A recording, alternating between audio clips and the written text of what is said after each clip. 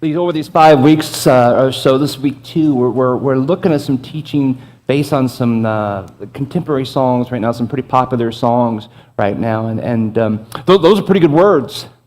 You know, that they make pretty good lyrics to a song. You're never going to let me down. I mean, it's great lyrics to a song, but it's even better foundation for our faith. You know, when we get that, when we grasp that God is there and He is part of our life and He's not going to let us down, when the words reflect the character of God, the God of our faith, that's how He works. He is the mountain where I run, the fountain from which I drink, the shadow from where I hide, the ransom for my life, the wind inside my sails, the anchor in the waves of life.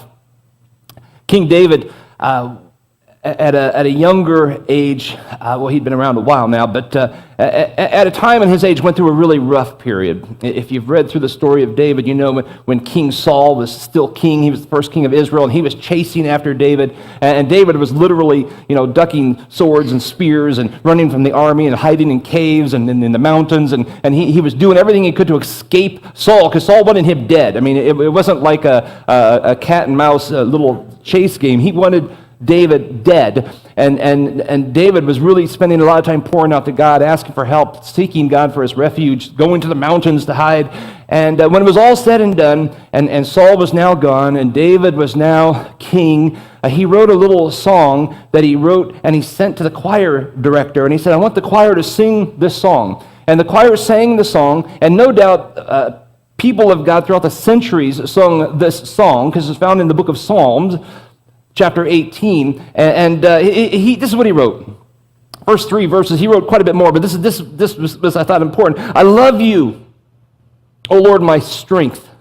The Lord is my rock. This is a reaction to going through this hard time in his life, and he'd come through it, right? The Lord is my rock and my fortress, my deliverer, my God, my rock in whom I take refuge, my shield and the horn of my salvation, my stronghold.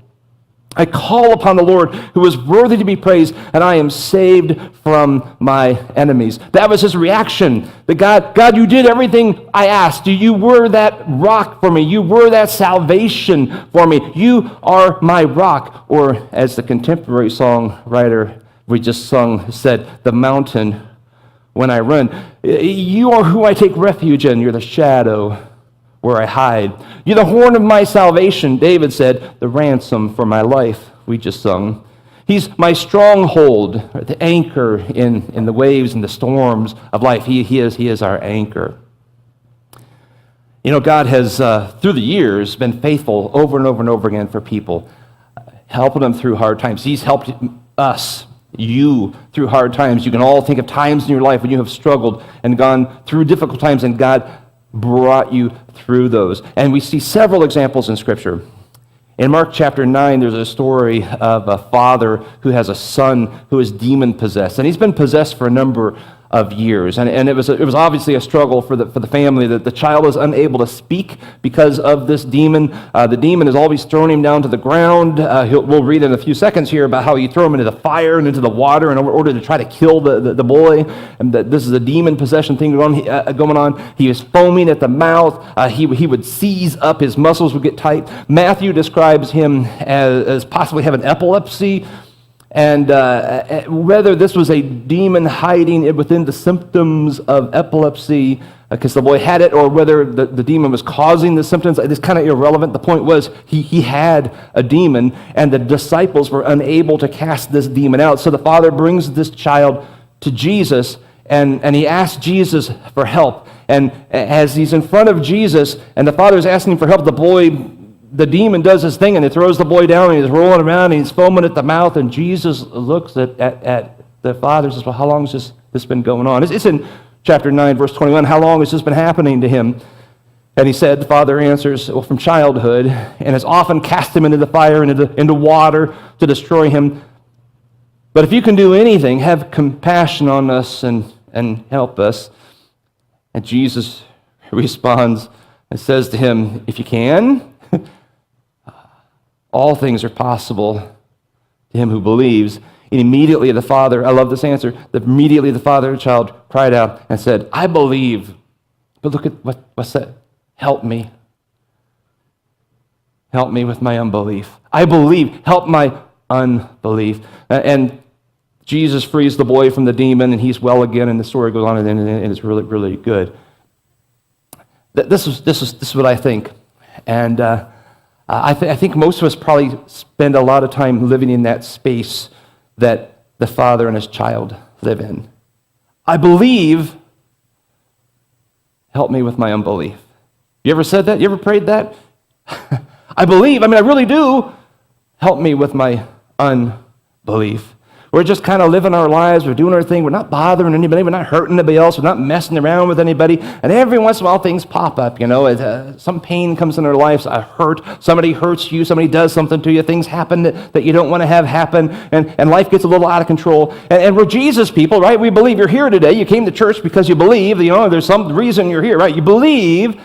But he may not be in the everyday, every moment, right here in your heart type relationship. He's just kind of over here somewhere. It's close enough you can grab him when you need him.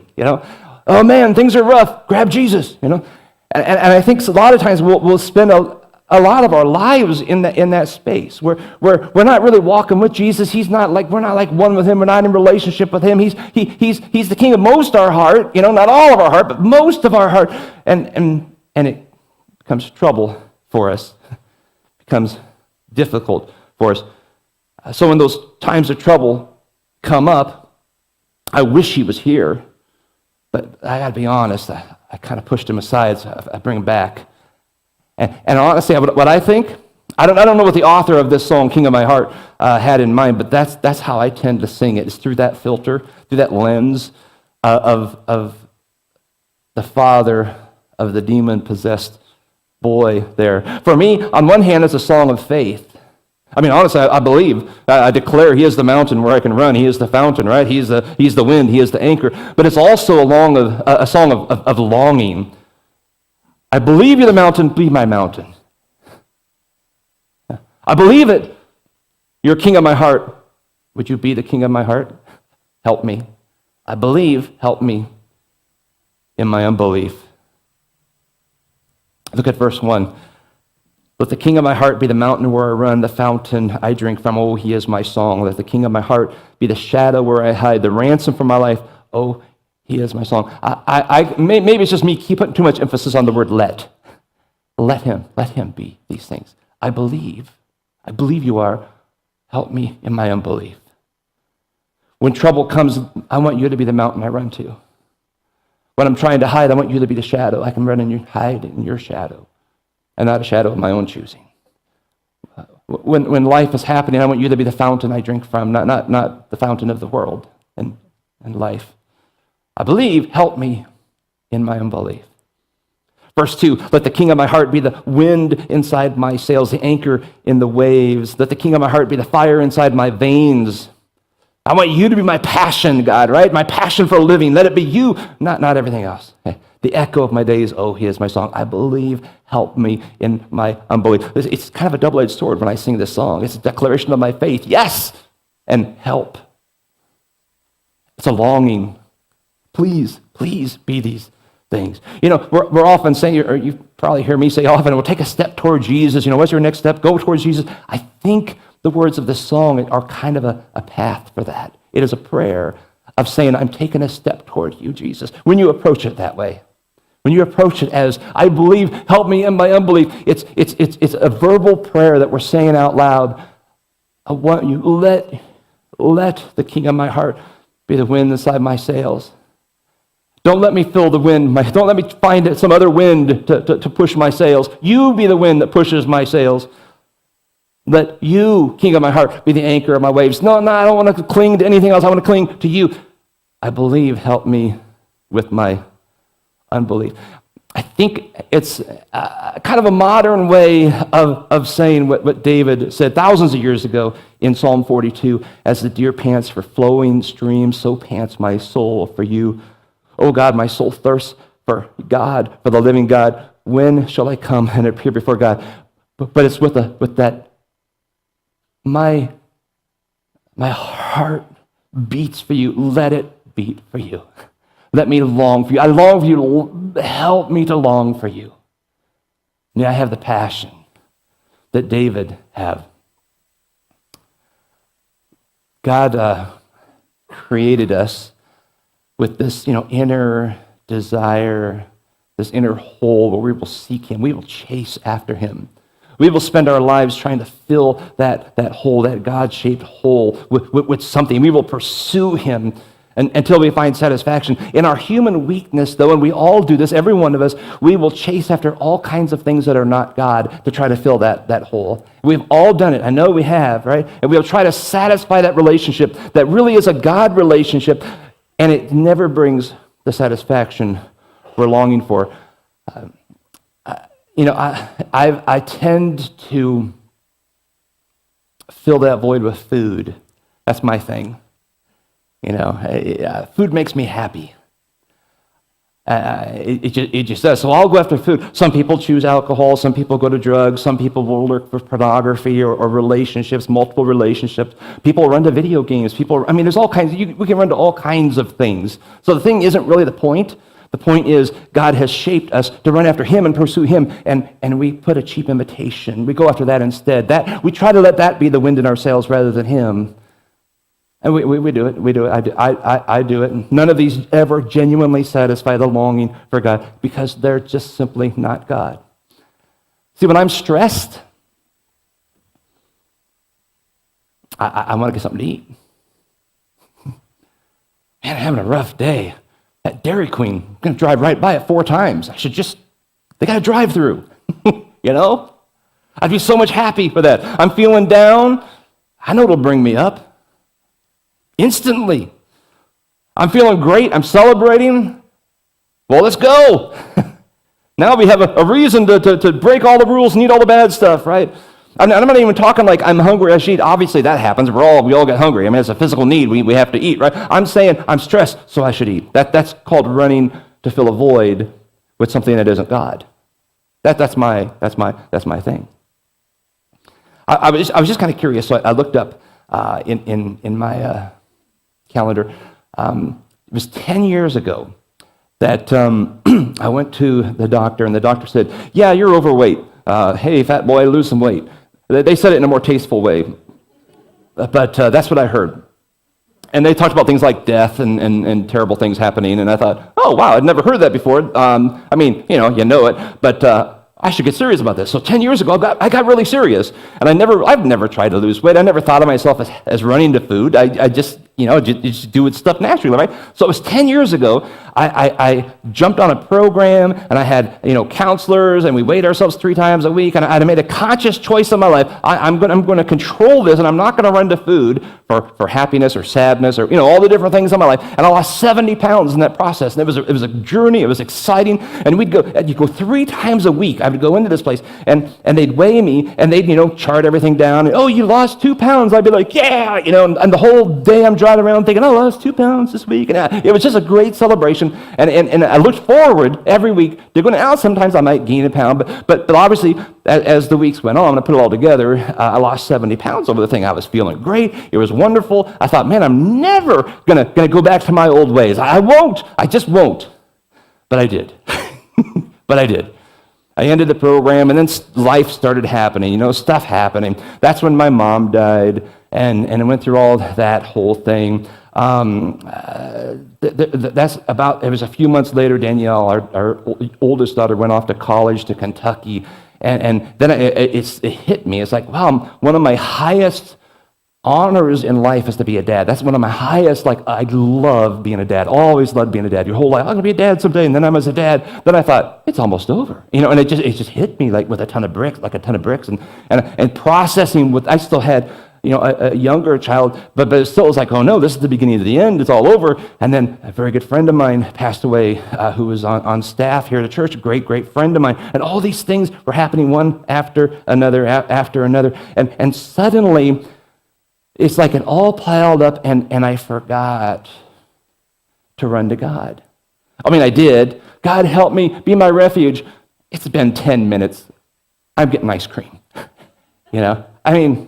He didn't answer quick enough. I needed relief now. I want you to be the wind in my sails this moment. I don't have time to wait. I'm a busy man, right? And I started slowly running back to my old patterns. Man, I'm feeling down today. I know how they'll pick me up, chocolate-covered peanuts. Don't get me those. Or peanut M&Ms. They're a weakness for me. God wasn't enough anymore. I needed pizza. Felix and Oscar's. Cheese topper, pepperoni. Don't get me going. It's good stuff. God didn't bring immediate happiness, so I started looking for ways. And it was weird. Grief is a weird thing. We had a number of things happening with people who had passed away that were close to us, and grief is weird. It does strange things to the mind. I can look back and say that I've read it, but now I've experienced it because something happened. The joy I would receive when I had gained control of that area of my life, and I would go in and weigh, and I had lost 2 pounds that week. Like, it was a complete reversal in my head where I would weigh to myself, and I'd gained a pound, and I'm like, yes. And mentally, I'm like, that doesn't even make sense. That doesn't, what? That's an insane. And I tried to logically tell all this stuff, trying to counsel myself, and I didn't listen to myself at all. Dude, you're going to kill yourself, whatever. You're going to hurt yourself, yeah. You worked too hard, yeah, whatever. I can't explain it. I tried to motivate myself, tried to talk myself, all these different things, trying to get myself to turn around, and I didn't, and I gained all that weight back, and everything went back the way it was. Just the way it was. Then I had a health crisis, and then Cheryl had a health crisis, and then we had a financial crisis because we had health crisis. All this stuff. Then the dominoes start falling, and then I found myself in this pit. Now through the whole time, I believed in God. My faith was strong. I prayed. I read the Bible. I studied. I fasted. My spiritual life was engaged, but He was safely over here, so that when I had moments of need or distress or stress or whatever, I could always run to my comfort food. They call that for a reason, right? And I was happy until I got hungry again, until that satisfaction didn't last long. And I found myself in this process praying the same thing. Because I was conscious of it. It wasn't like, I fell into this. I knew what I was doing. I found myself praying the same prayer over and over again that this father of the demon-possessed boy said. God, I believe with all my heart. I will die for you, I believe, right? Help me believe. Help me. I don't know why I'm lost in this. You're not the wind in my sail or the fire in my veins. Oh, I love you. I love you dearly. But you're there. Help me. Come back. And I pray that over and over and over and over and over again. Over the past 10 years. Which is weird. Then probably not a year ago, a few months ago, it clicked again. Finally, my heart caught up to what my head's been saying all this whole time. And it was like, you don't need pizza to make you happy. Fill in your own thing. That's my thing. You don't need ice cream. Oh, enjoy it once in a while. It's not evil. It's not bad. That's not what I'm saying. But that's not what fills the void. You have God. He is your rock. He is the wind in your sails. He is the fire in your veins. He's everything you need. I don't need to stare at a video game for 14 hours just to escape. I can escape in God. What a shift. What a shift. Now, because of that, I've gotten things in control again. Down 35 pounds, that's just an outward symbol, a symptom of what's happening, and I have a ways to go, but I'm not trying to lose weight. I'm just not running to food. Crazy how that works, and things get in balance again. And everything else is kind of lining up. My mind's kind of clicking on all cylinders again. I've been in a fog. I couldn't have told you that. I wouldn't have admitted it if I didn't admit myself. It just wasn't. But now it's like so clear when before it wasn't. My passion has gone back to serving my God and not my stomach. Crazy how that works. Why do we do this? Why do we do this to ourselves? We all do. We all do. Maybe not as a 10-year journey, but we do. We do. We run to things that are not God in order to satisfy a longing that only God can satisfy. Even as believers, we do that. We just do. We don't need to. I guess we do it because we're human and we're weak. And that's why Paul, the apostle, he would beat his body daily, to keep himself in line, to keep himself focused. That's why the scripture over and over says, be strong, be alert, be awake, because we're human and we just kind of float. So Hebrews warns us to stay firm and not float away, not drift in our faith, because we're so weak, because we believe, but we need help believing. We need help. So we're going to sing the song again. Maybe with fresh eyes for you. I want you to look into your hearts. Because only you can answer this, right? I want you to look into your soul right now and ask yourself, what are you chasing after? What are you pursuing? Where are you running? What is the wind in your sail? What is the fire in your veins? What is the mountain you run to, the shadow you hide in? Where's the satisfaction in life, the joy coming from? Where? Are you filling that God-shaped hole with God, or food, or drink, friends, relationships? Filling your life with activities, one thing after another, just trying to keep busy, work, family, whatever it is. Or are you chasing after God with all your heart and all your soul and all your mind? Is he the mountain where you run, the fountain you drink from, the shadow where you hide the ransom for your life? Is he the wind inside your sails, the anchor in the waves, the fire inside your veins, the echo of your days? Is he the king of your heart?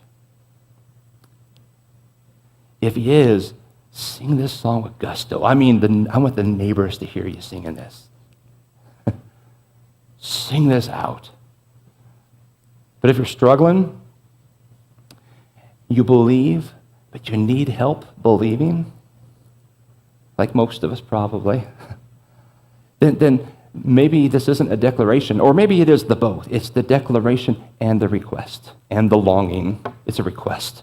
Let the king of my heart be the mountain where I run. I'm tired of running other places. It's not working. It just doesn't. Let this song be your step back to God. Would you stand with me? We're going to pray.